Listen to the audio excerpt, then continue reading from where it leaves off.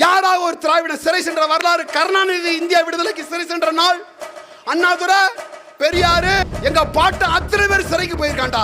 Check இழுத்தான் ஒருத்தன். காமராஜ் 9 வருஷம் சிறை.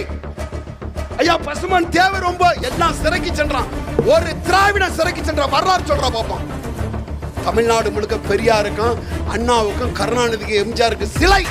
எங்க சிலையெல்லாம் எங்க இருக்க? கூண்டுக்குள்ள இருக்குடா. தேவரை அவன் வெள்ளக்காரன் வாழும்போது சிறையில வச்சான்.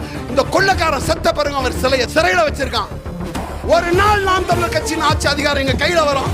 வர்ற அன்னைக்கு அந்த மண்ணுக்கு சம்பந்தம் இல்லாத சிலைகள் அத்தனையும் ஒட்டச்சு தகர்த்து தூக்கி வங்க கடல்ல சேது கடல்ல எரியப்பட்டு அந்த இடத்திலெல்லாம் எங்கள் முன்னோர்களின் சிலைகள் நாங்கள் வைப்போம்டா. அதுக்கு தான் நாம் தமிழர் பிள்ளைகள். அதுதான் எங்கள் அரசியல். ஒரே நோக்கம் தான். வட இந்திய கட்சிகள் இந்த மண்ணுக்கு தேவையில்லாத ஆணிகள். பிஜேபி, காங்கிரஸ், திராவிட கட்சி அது ஒருபோதும் கூட்டி இல்ல. ஒரே நிலைப்பாடு தான். செத்து மடிந்தாலும் சரி, எங்கள் கொள்கையில் நாங்கள் ஒருபோதும் தடம் பெற மாட்டோம்.